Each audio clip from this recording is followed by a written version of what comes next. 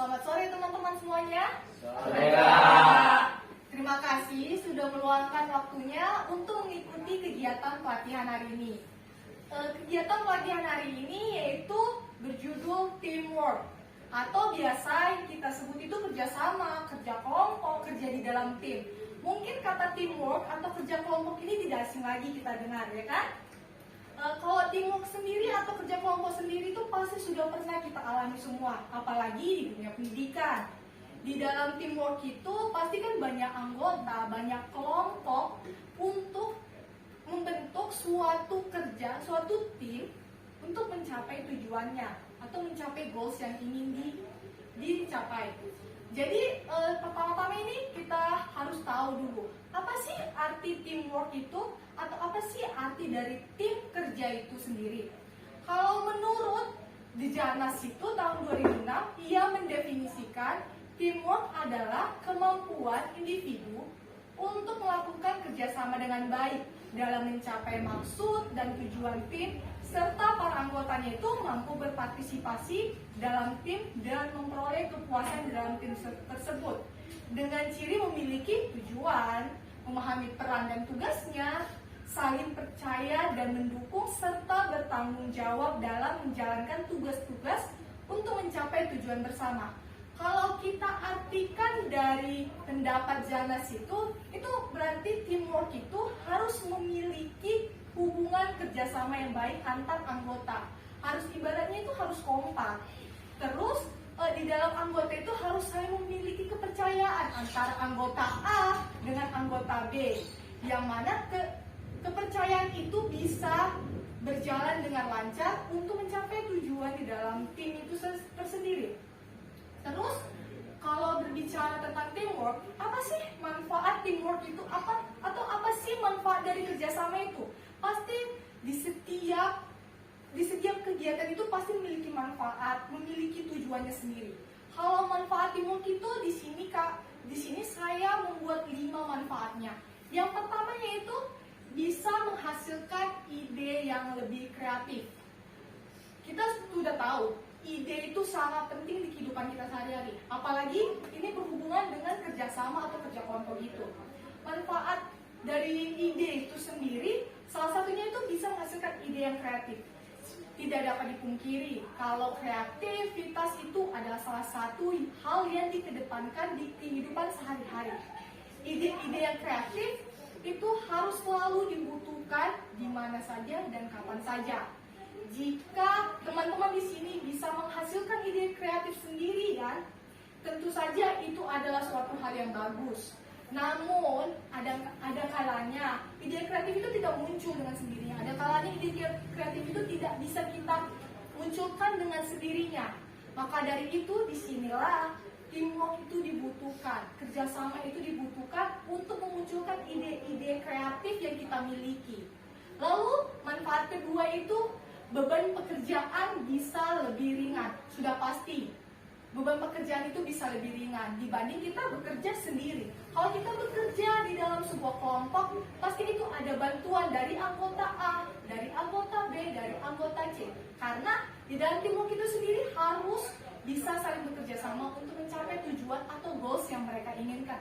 Sehingga kerjasama itu atau tujuan yang ingin hendak dicapai itu lebih ringan, lebih cepat dilalui. Lalu manfaat ketiga yaitu pekerjaan menjadi lebih efisien. Selain pekerjaan lebih ringan, pasti pekerjaan itu bisa menjadi lebih efisien. Pastinya di sini semua orang suka melakukan suatu pekerjaan itu secara efisien.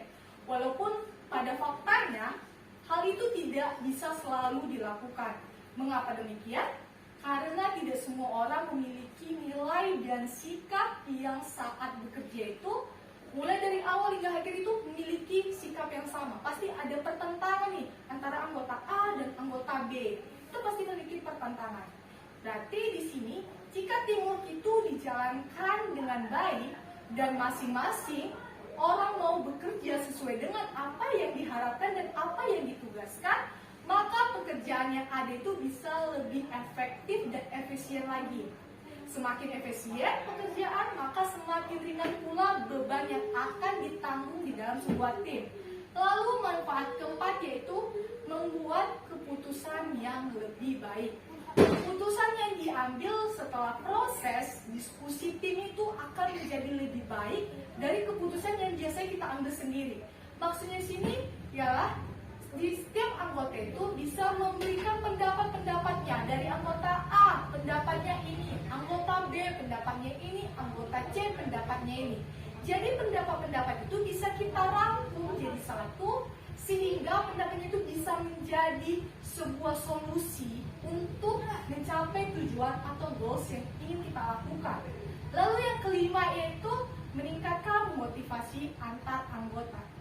Seorang anggota yang mengerjakan tugasnya dengan seorang diri itu biasanya mudah bosan, mudah stres karena tidak ada teman gitu loh yang menemani dia untuk mengerjakan suatu pekerjaan. Namun jika ada tim, kerjasama tim yang baik, maka seseorang bisa memberikan motivasi kepada anggota yang lain. Misalnya anggota A memberikan motivasi kepada anggota B, yang mana dari motivasi itu bisa membuat semangat anggota B itu menjadi lebih semakin tinggi lagi. Dan itu bisa menghilangkan stres saat pengerjaan itu dan menjadikan sebuah tim itu menjadi lebih solid lagi. Lalu selain manfaat itu, apa yang harus kita lakukan supaya tim itu dapat mencapai tujuan atau goals-nya? Di sini saya merangkum ada 4 yang bisa kita lakukan agar tujuan atau goals kita itu bisa kita capai dengan semestinya. Yang pertama itu adanya kesamaan pemahaman. Teamwork itu awalnya dibentuk untuk mencapai suatu tujuan. Tujuannya itu tujuan bersama, tujuan yang hendak ingin capai. Namun ada kalanya beberapa anggota itu memiliki perbedaan pendapat, baik anggota A, anggota B, anggota C, bahkan ketua mungkin bisa saja memiliki perbedaan pendapat dengan anggota-anggotanya. Disinilah tugas ketua untuk merangkum semua pendapat-pendapat anggotanya agar bisa menjadi satu dan pendapat tersebut bisa menjadi solusi di dalam tim tersebut. Dan dengan catatan solusi itu bisa diterima semua anggotanya. Lalu yang kedua itu adanya keselarasan bersama. Bukan hanya kesamaan pemahaman saja, namun di dalam sebuah teamwork itu skill yang baik maka dibutuhkan juga keselarasan bersama. Keselarasan bersama ini mudah didapatkan bila semua anggota memiliki pemahaman dalam pencapaian tujuan yang diharapkan semua anggota. Lalu yang ketiga yaitu adanya persetujuan oleh komitmen dalam bekerja. Komitmen sangat penting dalam suatu teamwork. Bila tidak ada komitmen, maka sebuah teamwork atau kerjasama itu tidak memiliki apa-apa. Jadi jika pun kita memiliki skill yang baik, skill yang luar biasa, namun komitmen tidak ada, itu semuanya percuma, itu semuanya sia-sia. Maka apa yang hendak kita inginkan, apa yang hendak kita tujukan, itu semuanya itu semakin sulit karena tidak ada komitmen untuk bekerja sama yang baik. Maka dari itu, di sini komitmen sangat diperlukan agar mempermudah sebuah tim mencapai tujuan atau goals-nya. Lalu yang terakhir yaitu menyatukan langkah untuk mencapai tujuan yang diharapkan bersama. Karena teamwork dibentuk untuk mencapai tujuan atau mencapai goals bersama, maka setiap langkah yang dilakukan oleh anggotanya harus seiring sejalan dengan anggota yang lain. Jadi anggota A, anggota B, anggota C, hingga ketua pun harus memiliki jalan yang sama. Jangan ada satu anggota misalnya jalan lurus, anggota B milih jalan berbelok. Itu tidak boleh. Jadi jika dipilih jalan lurus harus lurus. Jadi memiliki satu jalan yang sama seiring agar semua apa yang hendak dicapai itu bisa berjalan semaksimal mungkin dengan semestinya. Jadi untuk catatan yang perlu kita ingat ini di dalam sebuah kelompok atau di dalam sebuah hubungan kerjasama, itu yang perlu diingat itu adalah sebuah tim akan berjalan sebagaimana mestinya jika seluruh anggota memiliki rasa percaya terhadap anggota yang lain dan juga memiliki tanggung jawab atas apa yang dikerjakannya di dalam sebuah kelompok atau organisasinya. Jadi, materi hari ini kita membahas mengenai teamwork atau kerjasama. Di sini adik-adik sudah pernah melakukan hubungan kerjasama, baik itu di sekolah, mungkin di rumah juga memiliki hubungan kerjasama. Mungkin si kakak dalam bentuk kerjasamanya itu mungkin si kakak nyapu rumah, si adik ngepel atau bagaimana. Itu harus memiliki hubungan kerjasama yang baik agar bisa mencapai tujuannya. Jadi di sini saya memiliki sebuah games, yang mana games ini akan melihat bagaimana sih hubungan kerjasama antara teman satu dengan teman yang lainnya. Jadi games di sini yaitu saya akan memberikan sebuah kertas kosong. Jadi nanti saya akan memberikan sebuah clue. Jika saya memberikan clue rumah, adik-adik bisa menggambar rumah, tapi dengan syarat setiap orang itu membuat satu garis saja. Membuat satu garis. Jadi misalnya adik ini buat satu garis, baru sana nyambung satu garis. Pokoknya di mana garis ini bisa membuat sebuah gambar rumah seperti clue yang saya berikan. Apakah adik-adik mengerti? Mengerti. Ya. Oke, kita mulai dari adik ini ya.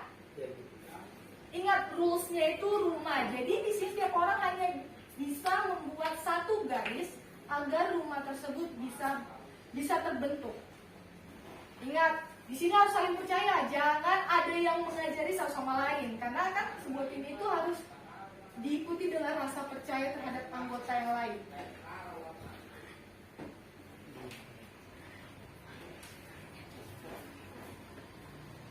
Ingat rules-nya itu rumah, dan hanya setiap orang itu hanya bisa membuat satu garis. Jika ada yang lebih berarti itu tidak mendengarkan.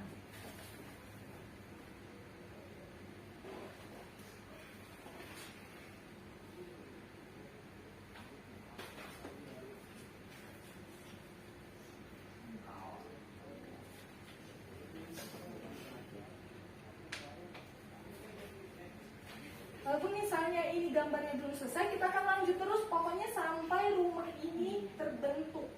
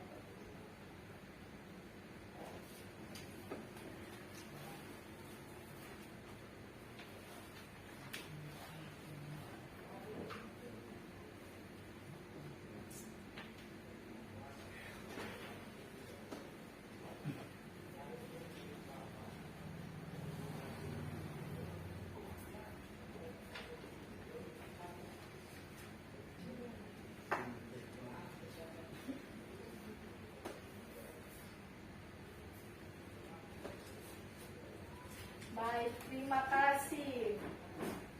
Setelah rumah ini jadi, berarti kan di sini kita udah lihat nih hubungan kerjasama antara anggota satu dengan anggota lain. Walaupun ini hanya sebuah games, ini adalah seperti kayak permulaan dari hubungan kerjasama yang akan kita lakukan. Bukan hanya di dunia pendidikan hubungan kerjasama itu diperlukan, tapi nantinya di saat kita bekerja juga kita akan memiliki relasi, di mana relasi itu pasti kita akan mempunyai relasi yang baik. Bagaimana kita bisa menjalin hubungan kerjasama yang baik dengan relasi kita atau teman sejawat kita di saat kita bekerja.